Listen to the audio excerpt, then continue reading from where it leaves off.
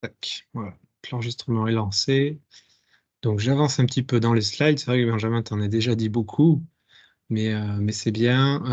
L'idée, c'est, voilà, le premier but de cette réunion, c'est vous donner du contexte, du sens à ce projet de fermeture du cuivre, où, comme l'a dit Benjamin, on a un réseau, d'un côté un réseau fibre qui se structure, qui finalement est très très performant, sur lequel il y a de plus en plus de personnes qui y sont. Il fournit aussi des débits et il répond à des besoins que le cuivre, auxquels le cuivre ne peut plus répondre.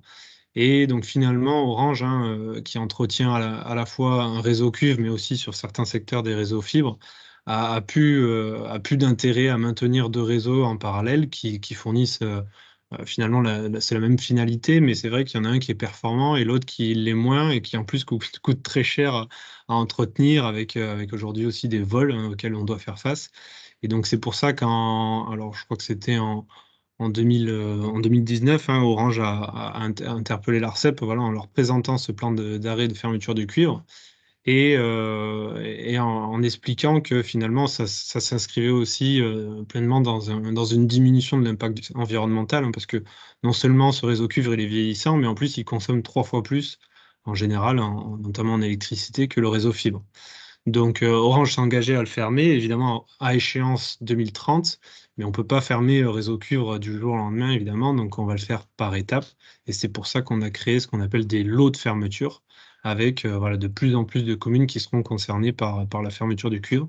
Et on va voilà, vous présenter les différentes échéances, puisque votre commune, Naros, hein, fait partie du lot numéro 3 du projet de fermeture du cuivre. Voilà, si j'avance un petit peu. Donc vous verrez, on en reparlera, mais il y a deux échéances qui sont très très importantes, c'est la fermeture commerciale et la fermeture technique. C'est deux termes qui sont plutôt redondants, puisque ces deux échéances, elles sont espacées d'un an. La première, finalement, elle concerne l'arrêt de la commercialisation des offres sur le cuivre. Grosso modo, finalement, à cette date, donc ça sera en 2026 hein, pour votre commune, il ne sera plus possible de prendre un nouvel abonnement sur le réseau cuivre, un abonnement ADSL typiquement, ça sera plus possible. Par contre, évidemment, les clients les résidents qui sont sur ce réseau cuivre, qui sont en offre ADSL aujourd'hui, pourront conserver jusqu'à la fermeture technique leur offre sur le réseau cuivre, évidemment. Mais l'idée, c'est qu'ils puissent migrer vers le réseau fibre, hein, qui à l'échéance de la fermeture commerciale même sera logiquement terminé en termes de déploiement. Donc, c'est qu'ils puissent migrer sur la fibre ou, dans certains cas, on s'attend à ce qu'il y ait parfois des cas très complexes pour lesquels les gens ne puissent pas migrer pour une raison ou pour une autre sur le réseau fibre. Donc, il y aura des solutions de substitution évidemment que vous connaissez peut-être du type 4G, 5G et même satellite dans des cas voilà, plutôt très complexes. Donc ça, c'est la fermeture technique qui interviendra un an après la fermeture commerciale, enfin un an pour vous, pour le lot 3, après ça sera un petit peu espacé, et qui correspondra à l'arrêt de tous les services sur le cuivre. Donc on va vous présenter le calendrier après, mais comme le montre ce petit slide, c'est finalement pour nous, hein, sur ce projet d'arrêt du cuivre, c'est 11,8 millions de lignes cuivre qui sont présentes aujourd'hui en France, qui sont actives, qui sont utilisées, et donc qui sont minoritaires hein, par rapport aujourd'hui, il y a plus d'abonnements en fibre que d'abonnements cuivre. Mais le but pour Orange, donc en tant qu'opérateur d'infrastructure cuivre, c'est bien de faire en sorte que les clients migrent petit à petit sur le réseau fibre pour qu'il n'y en ait plus du tout à horizon 2030. Et donc nous, Orange, Benjamin l'a dit, on a un gros rôle de communicant, on coordonne finalement ce chantier. Là où les opérateurs commerciaux, hein, c'est la flèche verte sur ce slide, ont vraiment ce rôle d'accompagnement et de migration des clients vers d'autres solutions. Donc nous, en tant qu'opérateurs, je disais, c'est scindé, hein, les opérateurs commerciaux d'un côté, les opérateurs d'infrastructure de l'autre. Nous, on ne communique pas avec les opérateurs commerciaux et on ne peut pas démarcher directement les abonnés sur le réseau cuivre. Donc c'est les opérateurs commerciaux qui, eux, ont leur propre parc de clients qui auront pour charge de contacter finalement ces clients pour les inciter à migrer vers la fibre ou d'autres solutions. Voilà, c'est vraiment important. On a chacun un rôle. Donc, nous, Orange OIQ, on ferme ce réseau cuivre, on coordonne le chantier d'arrêt. Monsieur Albug, en tant que délégant pour l'OI FTTH, lui, il a pour charge de déployer le réseau fibre dans sa globalité pour que tout le monde puisse migrer sur la fibre. Et évidemment, les opérateurs commerciaux, dans un troisième temps, eux, incite les gens et propose aux résidents, aux abonnés de migrer vers la fibre. Voilà pour les rôles qu'on rappelle là. Donc, vous retrouvez ici là, sur la gauche les trois opérateurs, donc infrastructure cuivre, FTTH et commerciaux. Donc ça, c'est les trois côtés, le côté industriel. Et après, de l'autre côté, il y a toute une partie finalement qui est très importante puisque ce projet, Benjamin l'a dit, c'est également un projet de communication ou même peut-être avant tout un projet de communication. Et on a un peu tous un rôle à jouer, puisque l'ARCEP, par exemple, euh, bon, a fixé les règles du jeu, finalement, les conditions réglementaires. Les associations d'élus, la Fédération française de télécom nous a également accompagnés et vous accompagneront sur cette fermeture de cuivre, puisqu'ils ont produit des livrables qui vous permettront d'accompagner les clients et notamment répondre aux questions, hein. Je pense que c'est avant tout la priorité. Et vous, en tant qu'élus locaux, et c'est là où c'est vraiment très très important sur cette communication, c'est que vous avez un rôle finalement, une position de proximité par rapport à ces personnes qui sont encore sur le cuivre et qui vont devoir migrer sur la fibre. Donc c'est parfois un projet un peu technique qui peut paraître complexe et on s'attend à ce qu'il y ait des résidents qui se dirigent naturellement vers les mairies pour poser des questions parce qu'ils ne comprennent pas, parce que ils ont peur ou parce qu'ils ont des questions. L'idée, c'est que vous soyez informés et que vous ayez toutes les clés pour leur répondre s'ils vous sollicitent. Voilà, vous n'avez pas un rôle de commercial, vous n'allez pas leur vendre la fibre. Par contre, effectivement, ils vont peut-être notamment se poser des questions la véracité des propos qu'ils ont eus par leur opérateur commercial. C'est vrai qu'on a beaucoup de démarchage aujourd'hui, donc on est parfois craintif. Et voilà, vous êtes la personne de référence souvent quand on se pose une question sur la légalité de certaines choses. Donc vous pourrez renseigner avec toutes les infos qu'on va vous donner les personnes qui viendront vous voir. Renseigner et communiquer aussi en amont au travers de de vos réseaux sociaux, voilà, de ce projet-là pour communiquer à la population voilà, qu'elle s'imprègne de ce projet et qu'elle soit peu surprise. Les premiers acteurs de la communication, c'est pas vous, hein, c'est les opérateurs commerciaux, mais vous êtes un maillon quand même essentiel de passage d'informations et de recueil aussi peut-être de problématiques qui pourront nous être remontées. Pour information, nous éditons 2 fois par an un magazine communal en janvier et en juillet. Donc en juillet, c'est un peu court là, puisque les trames sont faites et tout, ils sont bien avancés en termes de rédaction.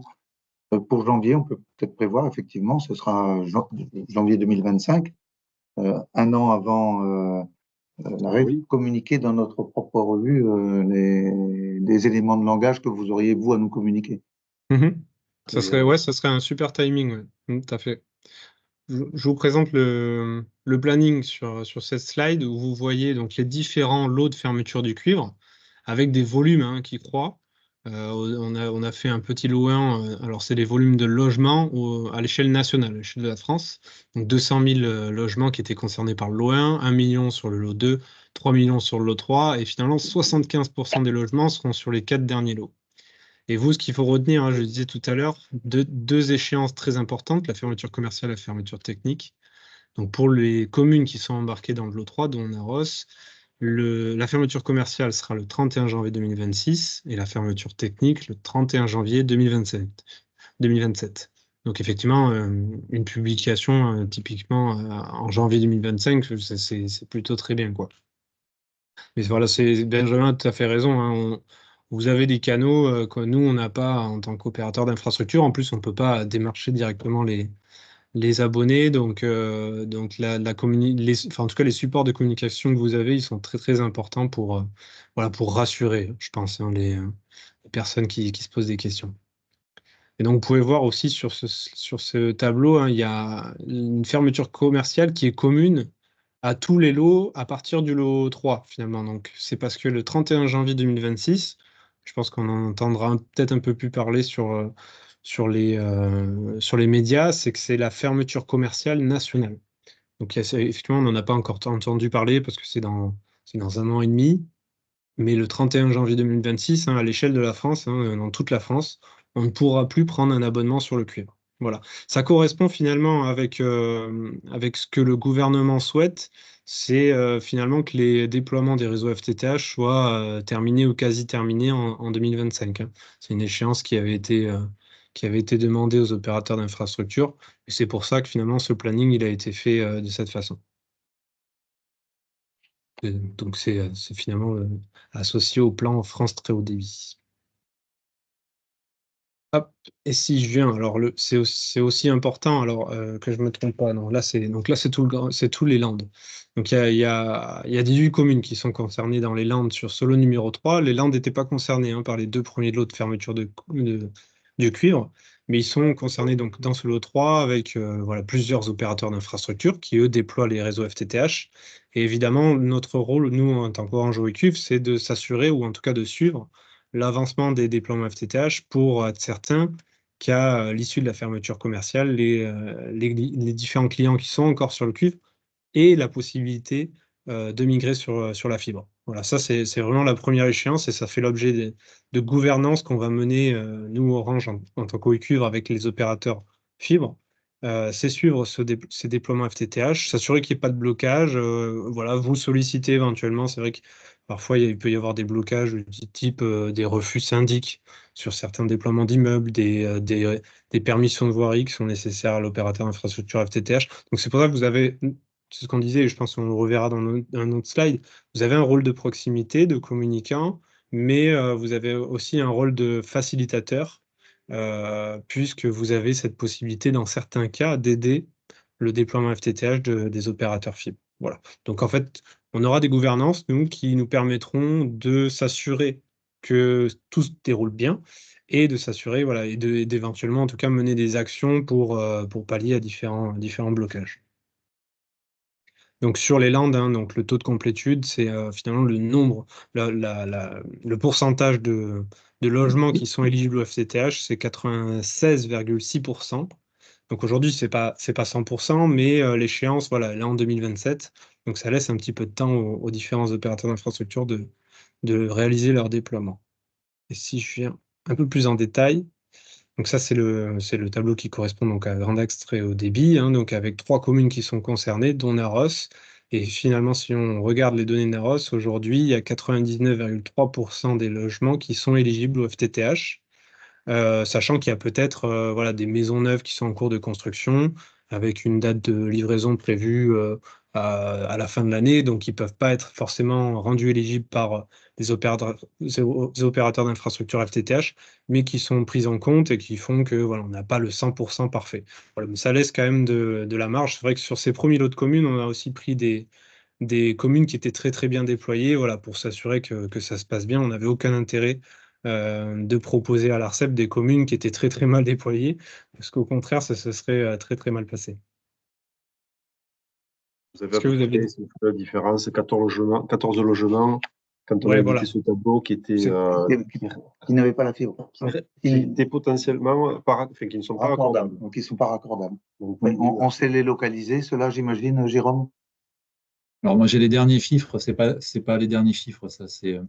Alors aujourd'hui Ah ouais, en fait, parce qu'il y a eu des adresses là, il y en a 1944 dans ce tableau, mais il y a en fait dans le dernier recensement c'est 1933 logements.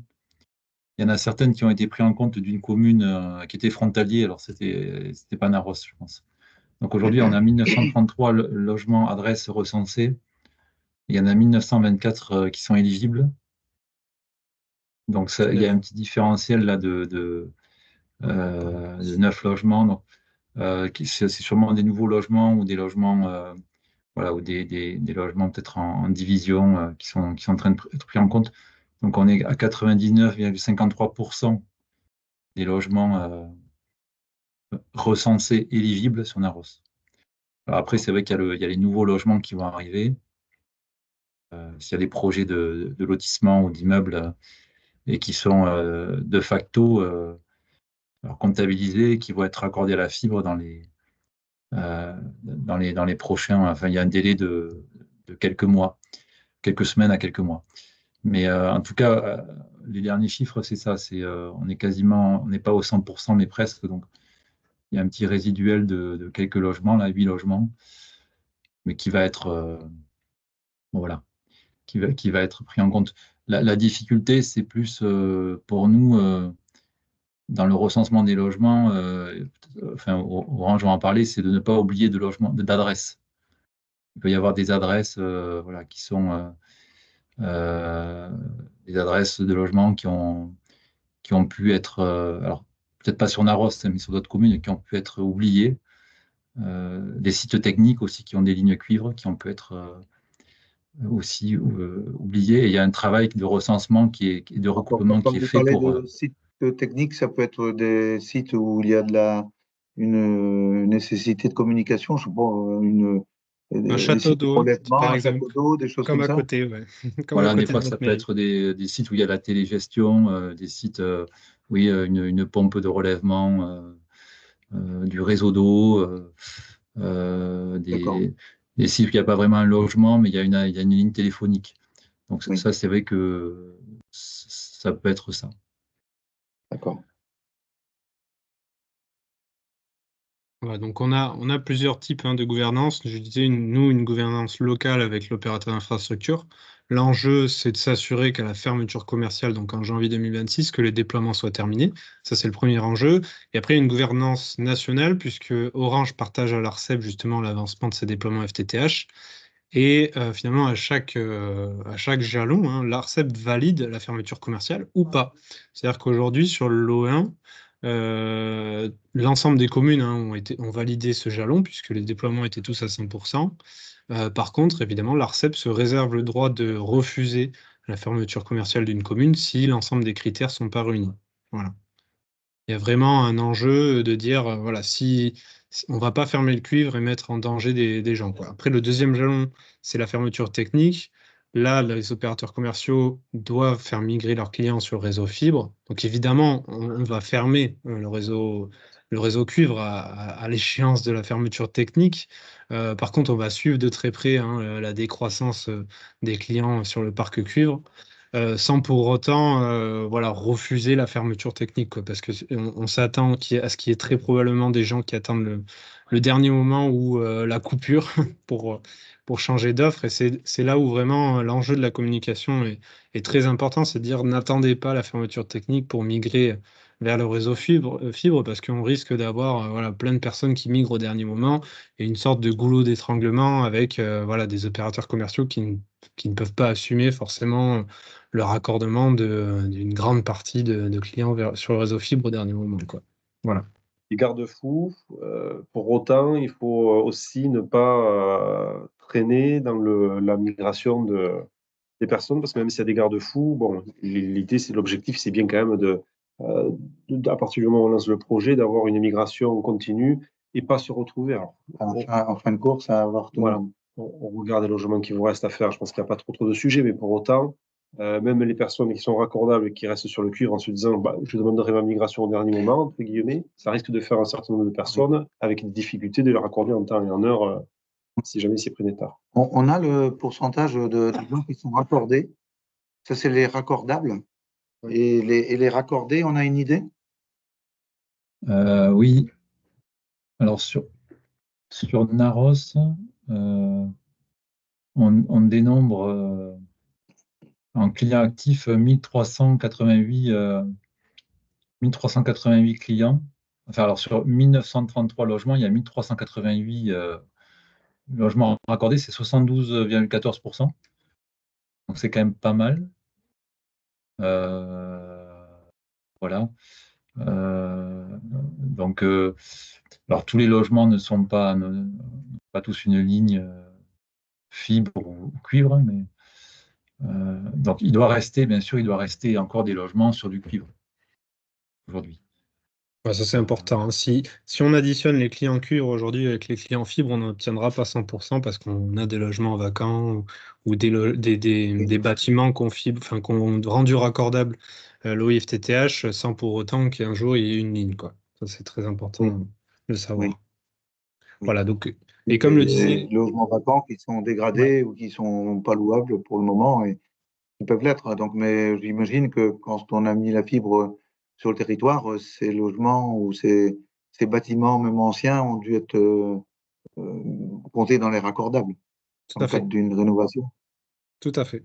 Et je ne sais pas si Jérôme confirme, mais je pense que oui. Oui, après c'est un recoupement par adresse, mais aujourd'hui, ça doit être le cas normalement, puisqu'il y a un recoupement qui est fait avec le cadastre, d'une part, et après avec les lignes téléphoniques de cuivre existantes aussi, ou qui ont existé, pour ne rien D'accord. oublier, quoi.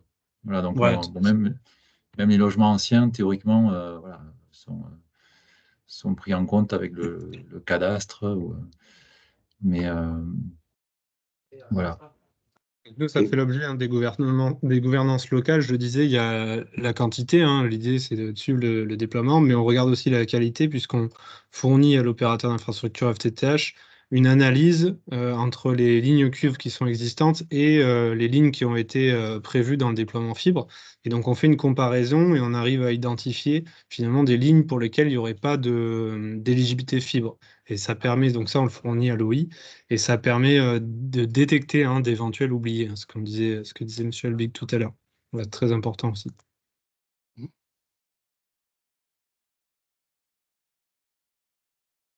Alors, c'est un petit peu, donc bon ça j'en ai parlé hein, des gouvernances. Donc on est un chez Orange OIQ, donc il y a Benjamin qui est directeur des relations avec les collectivités locales. Il y a un chef de programme qui est Xavier Thérobe qui finalement est le chef de programme du projet de fermeture de cuivre à l'échelle de tout le Grand Sud-Ouest, donc Nouvelle-Aquitaine, Occitanie. Et donc moi avec Laurence Lafargue, ma collègue, on est chef de projet OIQ. Donc on a vraiment en charge de ce pilotage opérationnel, hein, cette coordination de ce projet de fermeture de cuivre. Pareil chez les opérateurs d'infrastructure FTTH, qui nous permet finalement de faire pas mal de gouvernance. Donc, vous l'avez vu, je ne sais pas si Benjamin, tu te rappelles, l'année dernière, il y a dû avoir une réunion de partage ou une information de partage de la sélection de la commune dans le lot numéro 3. Une fois que c'est validé par l'ARCEP, on fait ce qu'on appelle une réunion de lancement, donc avec l'opérateur d'infrastructure, puis avec l'élu. Donc, c'est le cas de la réunion d'aujourd'hui. Le but, c'est de le lancer officiellement à la validation de la commune dans le lot de fermeture de cuivre. Et après, tout du long, on a voilà, ce qu'on appelle des revues opérationnelles pour suivre le déploiement FTTH, fournir ce que je disais tout à l'heure, le croisement des adresses pour détecter d'éventuels oubliés. Et voilà, ce que je disais aussi tout à l'heure, essayer de répondre à certaines problématiques s'il y en a. Ça, c'est les gouvernances.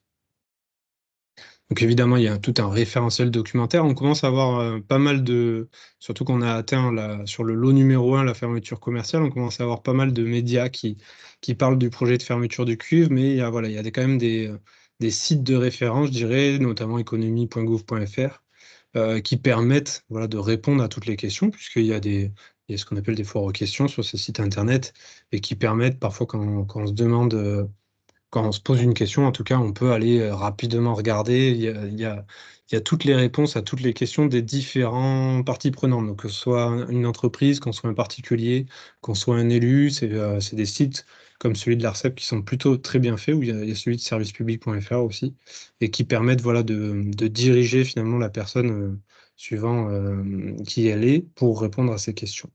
Et après, il y a des référentiels un peu plus techniques comme les cahiers de fermeture du réseau cuve, hein, puisque ce projet de fermeture de cuve, ce que je disais, il a été mis en consultation auprès de l'ARCEP. Et l'ensemble des échéances, l'ensemble des acteurs, tous les détails finalement du projet de fermeture du cuve sont décrits dans ces cahiers opérationnels. Donc ça, c'est de la lecture très technique, mais elle est disponible et publique sur un lien qui se trouve ici. Benjamin vous fera passer les slides. Voilà. Hop. Donc ça, je le disais tout à l'heure, hein, donc nous, on vous communique, notamment pour que vous ayez l'information de ce qui se passe, mais aussi donc pour mettre comment dire, en action votre rôle de proximité avec les concitoyens. Donc pour l'information, vous administrez, donc voilà, on parle des réseaux et des moyens de communication que vous avez, mais aussi pour votre rôle de facilitateur, donc rôle de facilitateur pour que le déploiement de la fibre se termine au plus tôt dans votre commune. Donc c'est quasiment terminé, là il reste même pas 10 logements, j'ai eu à déployer. Donc, en général, je pense pas qu'il y ait de soucis. Ceci dit, il peut y avoir, par exemple, un immeuble qui se construit et un syndic, voilà, qui refuse que la fibre soit posée. Et de ce fait, des administrés qui ne peuvent pas, non, d'une part avoir le cuivre, hein, parce qu'il ferme, mais en plus avoir la fibre. Donc ça, c'est ce rôle-là qu'on plébiscite sur ce projet. Bon, mais là, vu le taux de raccordable, je pense pas que ça soit le cas. Il peut y avoir aussi des administrés pour lesquels il y a des travaux en partie privative coûteux, Ça, pour lesquels ils peuvent être réticents ou ne pas avoir fait réticents pour de bonnes raisons, hein, ne pas les faire. Bon, il y a les raccordements. Alors, raccordable, c'est une chose, raccorder, c'en est une autre. Ça veut dire qu'il peut y avoir aussi des travaux qu'on n'a pas décelés quand le réseau a été déployé qui sont nécessaires pour raccorder effectivement, au final, les administrés. Oui, il peut y avoir des soucis techniques aussi, et c'est vrai, comme vous dites, entre la chambre de tirage dans la rue et le logement, des gaines qui sont pas forcément accessibles, qui peuvent être bouchées, qui peuvent avec un fil coincé dedans. Enfin, il y a quand même des. Vous maîtrisez. Ben, j'ai été confronté un petit peu à ça D'accord. chez moi, c'est pour ça. Voilà. Donc, j'ai un autre souci maintenant, mais c'est autre chose. Bon, mais vous savez tous les sujets que l'on peut effectivement rencontrer. Oui, et puis bon, le souci d'accompagnement de personnes âgées. Moi, j'ai eu ma maman qui a été, bon, c'est bizarre, j'ai été surpris qu'il y a des gens qui aiment voler le cuivre sur le cuivre. Ça, c'est pas une surprise, mais le cuivre de ligne téléphonique, j'ai été vraiment très surpris, quoi. Effectivement, ça a été le cas. Ah oui, c'était le cas. Donc, une personne a arraché je ne sais combien de kilomètres de cuivre, et donc, du coup, pas de réparation. Et je l'ai accompagné chez Orange il n'y a pas longtemps pour lui faire mettre la fibre. Et donc, sur Naros, hein? Non, c'est en Bretagne. Donc, c'est une dame très âgée qui effectivement, a besoin du téléphone. Elle a la fibre que pour le téléphone, quoi. Voilà. Que pour le téléphone. Avec un petit bémol quand même, c'est un peu dommage. Bon, l'abonnement, en fait, il n'y a pas d'abonnement pour ce type de choses, quoi. Donc, adapté, il est un peu plus cher. Bon, bref, elle n'est pas quelques euros près. Bon, après, alors là, on est sur on aura ce genre de situation à accompagner, je pense, à la mairie, évidemment, avec des personnes d'un certain âge qui ne peuvent pas faire la démarche toutes seules, ou qui ne veulent pas, ou qui ont peur. Donc, c'est tout à fait ça. C'est clair, c'est évident. Voilà. Il faut qu'on les rassure. C'est tout à fait votre, entre guillemets, une grande partie du rôle. De la sensibilisation et de l'accompagnement. Oui.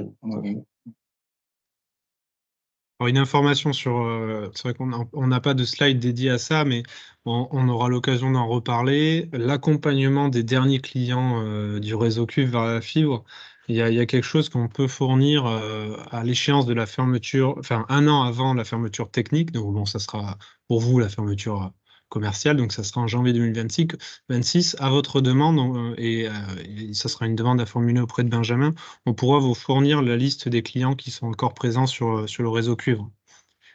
Alors en général, nous, on conseille d'attendre, pas la fermeture technique, évidemment, mais d'attendre 6 mois, par exemple, avant la fermeture technique pour demander ces informations-là, et ça permet finalement d'avoir un volume très réduit d'adresses qui sont encore sur le cuivre, et vous donne l'éventuelle possibilité de croiser ça avec des bases de résidents pour détecter d'éventuelles personnes qui sont en difficulté et qui sont encore sur le réseau cuivre. Voilà, ça c'est quelque chose qu'on pourra vous fournir.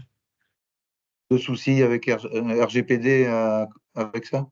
Alors nous, on fournit les adresses, ce que je disais, on fournit pas les noms des clients ni leurs numéros, par contre on fournit les adresses sur lesquelles il y a un abonnement cuivre actif. Voilà. Et ce 6 mois avant la fermeture, enfin 6 mois, 1 an à minima, 1 an avant la fermeture technique. Voilà. Donc il n'y a pas de problème il n'y a pas de problème de RGPD puisqu'on ne fournit pas les données des personnes. D'accord. Très bien. Et avec l'inconvénient que cela présente, c'est qu'on a parfois sur nos petites communes des lieux dits sur lesquels il y a pas mal de maisons, et voilà, on ne sait pas quelle maison est encore sur le cube, mais on sait qu'il y en a une. Voilà, mais c'est tout l'intérêt de la base d'adresse, la BAN, la base d'adresse nationale, d'avoir des adresses qui sont un peu plus précises, mais c'est vrai que c'est parfois assez complexe. Oui. Bon, c'est parfait. Numéro partout. Hop, sur la suite des slides. Donc voilà, bon, ça c'est la description de ce que comprend le kit de communication qui a été élaboré par la Fédération française des télécoms. Vous trouverez le lien là dans le référentiel documentaire qu'il y avait précédemment. Et ça vous permet de télécharger donc tout un kit qui est un fichier zip. et qui contient donc des vidéos, des affiches, donc des affiches qui sont pas au nom d'Orange, hein, qui sont vraiment, comment on appelle ça, qui sont Neutre. neutres, voilà, des communications neutres, qui vous permettent de faire, par exemple, de l'affichage voilà, et ça peut aussi vous permettre de vous donner des exemples de choses, de thèmes abordés sur des médias, hein, ce que vous disiez tout à l'heure, si vous avez un journal qui est biannuel, ou ce genre de choses, ça permet d'avoir des éléments pour constituer un article. Voilà. Bon, évidemment, on reste à disposition si vous avez besoin d'aide sur ce sujet. J'enverrai un mail à l'issue de la Ouais. réunion avec l'enregistrement, un lien sur l'enregistrement, que vous puissiez revisualiser ou partager à vos élus, le document que l'on vous a présenté, et je vous remettrai dans le corps du mail l'ensemble des liens pour récupérer l'ensemble des informations. Ok. Voilà, et pour finir, hop. Bon, ça, vous retrouverez ça, hein, mais c'est des idées, hein, de communication. Voilà, on voit affiches personnalisables, des lieux aussi sur lesquels vous pouvez communiquer. Voilà, des réseaux sociaux, les newsletters. Voilà, je sais suivant les communes, il y a toujours plein d'idées pour communiquer. Donc, hop, ça, c'est à votre main. Et pour finir, finalement, hein, donc pour vous dire, hein, ce qu'aujourd'hui vous pouvez faire, puisque dès aujourd'hui, hein, on acte l'officialisation de l'intégration de Naros dans le lot numéro 3 de fermeture du cuivre, donc avec une fermeture commerciale en janvier 2026 et une fermeture technique en janvier 2027. Donc vous avez la possibilité dès aujourd'hui de communiquer via les panneaux d'affichage, via vos articles, vos publications d'articles, voilà, dès que vous le souhaitez, et évidemment on reste disponible pour répondre à vos questions. Tout à fait. Bien. Oui. Si vous avez des questions, est-ce que ça vous paraît clair? Ben oui, ça me paraît clair. Oui, oui, oui, oui. Après, c'est les petits soucis techniques qu'on va rencontrer. On va en rencontrer plusieurs. Si c'est bon, le différentiel là, entre les raccordés et les raccordables, est-ce que ce sont des soucis techniques ou des soucis ou simplement des personnes âgées qui n'ont pas, qui utilisent que le téléphone et qui n'utilisent pas Internet et qui se disent bon ben voilà, bon, ça fonctionne, je me préoccupe pas du reste, et puis ils n'ont pas forcément les connaissances techniques pour passer à la fibre, quoi. Ils savent même pas ils savent pas ce que c'est forcément, hein. Faut être clair, hein. Moi, je vois ma maman à 90 ans, ça, voilà, elle est passée, mais elle serait jamais passée s'il n'y avait pas eu de soucis techniques, hein. Voilà, et plein de gens comme ça, donc on les accompagne et qu'on regarde pourquoi les 28 ou 27% qui manquent là sont. Quelle est la raison? Voilà, c'est ça. Nous, on peut être que favorable, évidemment, hein. Donc, l'essentiel, c'est qu'on n'ait pas de personnes qui ont besoin du téléphone à être en rade, quoi. C'est-à-dire qu'ils soient en panne, qu'ils soient démunis. Là, ce serait un souci. C'est tout l'objet de ce projet. Notre Ne pas plan laisser, de sauvegarde communale pour plein de choses. voilà, ne laisser personne sur le bord de la route. Ouais. Alors après, on fera aussi, on se tiendra à disposition de Grand Axe THD pour faire des réunions publiques si besoin. Voilà, on peut aussi le prendre à la main, mais bon, ça c'est toujours mieux de le faire avec l'opérateur d'infrastructure de la zone pour s'il y avait besoin de communiquer. Et puis peut-être que l'opérateur d'infrastructure FTTH, mais ça je parle sous couvert de Jérôme, et puis je ne me supplée pas à Grand Axe THD, mais voilà, si peut-être qu'ils feront des forums commerciaux aussi, ça peut se faire sur des plaques qui permettent aussi de sensibiliser, de resensibiliser à certains jalons la population de la commune. Je pense même peut-être dans le Naros Info de janvier 2026, 25, pardon, demander, faire un questionnaire particulier pour les gens qui n'ont pas la fibre. Parce que ça, on a au moins une certitude, c'est que bon, on a des réseaux sociaux, évidemment, hein, on a différentes manières de communiquer, mais le journal communal reste encore un papier qui est distribué dans toutes les boîtes aux lettres. Donc, on peut leur mettre un questionnaire. Je réfléchis en même temps qu'en parlant, en disant que pourquoi n'avez-vous pas la fibre? Expliquez-nous, parce que vous n'en voulez pas, parce que ça vous intéresse pas, parce que techniquement il y a un souci, parce que vous avez trouvé pourquoi ils l'ont pas, quoi. Si c'est parce qu'ils n'y ont pas pensé. Parce qu'ils ont un débit suffisant aussi Oui, sur la DSL. oui, Ils voilà, n'ont pas l'intérêt de passer sur la fibre. ça peut être aussi le cas. Oui, oui. Ouais, il y a aussi peut-être dans l'esprit aussi une question de prix parce que bon, Oui, vous savez qu'il y a des abonnements ADSL qui sont à très bas prix. c'est ça, oui. Donc c'est vrai qu'il faut voilà, donc c'est vrai qu'il peut y avoir aussi, alors il y a des abonnements en fibre à premier prix, on va dire, mais qui seront toujours, je pense, un peu plus chers. L'autre aspect, c'est qu'il faudrait que les opérateurs et peut-être Orange là, mettent plus en valeur aussi la solution téléphonie seule en fait sur fibre. Oui, Parce que toutes les personnes qui ont qu'une seule ligne téléphonique aujourd'hui et pas d'internet, ça existe, vont avoir besoin d'une solution sur fibre. c'est ça, je partage complètement sur la notion de différentiel de prix entre le cuivre et la fibre. Et pour certaines personnes, effectivement, avoir la fibre que pour téléphoner, ça leur suffit. Mm. Alors, j'ai pas précisé le sujet, Jérôme. Merci de l'avoir fait parce qu'effectivement, on est sur une réunion d'opérateurs d'infrastructure et pas une réunion commerciale. C'est pour ça qu'on n'a pas abordé, mais il y a effectivement un opérateur commercial qui a une offre de téléphonie seule sur la fibre, c'est-à-dire single play, ce qu'on appelle, hein, pas triple play, où il n'y a que la téléphonie. Donc, voilà, quelque part, c'est in fine, c'est transparent, hein, vous passez du cuivre à la fibre. Oui. C'est des personnes qui disent non, moi je ne veux pas d'Internet, ils associent la fibre à l'Internet. Donc il y a cette offre qui existe et qui est au même coût que l'offre sur le cuivre. Voilà. D'accord, alors je ne sais pas, ça ne doit pas être Orange. Mais c'est dommage que l'opérateur historique ne l'ait pas. Ce Alors, serait parce Jérôme que l'a dit. certaines personnes, j'ai pas compris s'il a cité la personne. Il a cité effectivement un opérateur, en l'occurrence, il a cité l'opérateur Orange qui était le seul opérateur à avoir cette solution de téléphonie seule. Ah, c'est Orange? Voilà. Ah, donc, Oui, alors après, on ne l'a pas elle est proposé. peut-être pas très visible en fait. C'est vrai que, enfin, déjà, il ne devrait pas y avoir qu'un seul opérateur, d'ailleurs. Mais en plus, c'est pas une offre qui est très visible en fait. J'ai l'impression que Alors, je bon, confirme, Les c'est pas une offre commerciaux, qui est je sais pas si poussée, voilà, qui n'est pas poussée forcément commercialement. Pour autant, c'est une offre, et je souhaitais l'aborder après cette réunion avec vous, c'est une offre que vous devez avoir en visibilité. Moi, j'ai rencontré le directeur du CIS du Grand Dax. C'est des offres qui sont très importantes, et notamment vis-à-vis du CCAS. Voilà. Et il y a aussi des offres sociales voilà, qui permettent de rassurer certaines personnes. Moi, je vous garantis qu'il y a des maires qui m'appellent pour me dire, il a été migré une personne âgée, il avait une offre de téléphonie, il se retrouve avec un abonnement avec la télé, Internet et donc forcément la téléphonie. Donc, il n'a pas besoin des deux premiers, mais que de la téléphonie. En plus, l'abonnement est très cher par rapport à ce qu'il payait. Voilà. Bon.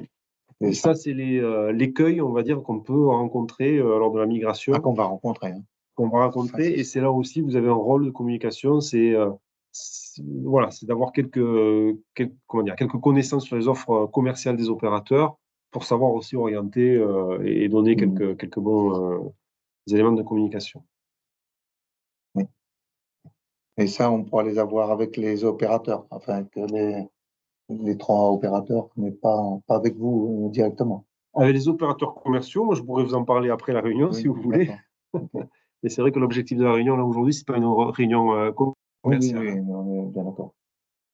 Mais il y aura sûrement il peut y avoir aussi, le Contact THD peut faire aussi des réunions publiques d'information commerciale sous forme comme aujourd'hui, hein, sous forme de Teams, auprès de l'ensemble des maires concernés. Enfin, ça peut être quelque chose où chaque opérateur commercial présente ses offres aussi ou fait des rappels sur la présentation de ses offres en prévision de la fermeture du réseau cuivre. Et ça, encore une fois, je laisse la main à l'opérateur oui, alors d'infrastructure. on verra le format, mais c'est vrai que c'est pas. Disons que dans les éléments de langage, il faut à un moment pouvoir dire que ces offres existent, qu'il faut aller solliciter son opérateur, voilà, en boutique ou ailleurs. Bon, bah, c'est juste dire à un moment donné que c'est possible d'avoir une offre de téléphonie seule sur fibre à un prix équivalent de l'abonnement cuivre actuel. Euh, voilà. Ça, ça sera un message à quand même faire passer. Bon. Sachant que c'est vrai que ça concerne assez peu aujourd'hui d'utilisateurs, mais ça pourrait s'élargir, quoi. Oui, ça peut s'élargir. Et puis, il y a une frange de population qui ne vont pas se permettre de prendre un abonnement à 40 € s'ils en ont à 25 aujourd'hui, quoi. C'est ça. 15 € c'est beaucoup pour Oui, mais certains. c'est un frein parce qu'on a rencontré des gens sur l'agglomération qui étaient devenus éligibles à la fibre. Ils nous disaient qu'en effet, ils attendaient pour passer parce que c'était plus cher. Ils Oui. attendaient que les prix baissent. Je ne sais pas si les prix baisseront, mais Le sens de l'histoire, mais bon. j'ai pas l'impression. Oui, c'est une histoire, on verra. Et là, dont vous parliez là, Jérôme, mais j'étais pas au courant du tout de ça, donc effectivement, c'est à prendre en considération. Ouais. Bien, on peut peut-être arrêter l'enregistrement. Voilà. Je ne sais pas si si tu l'as fait. C'est fini, ouais.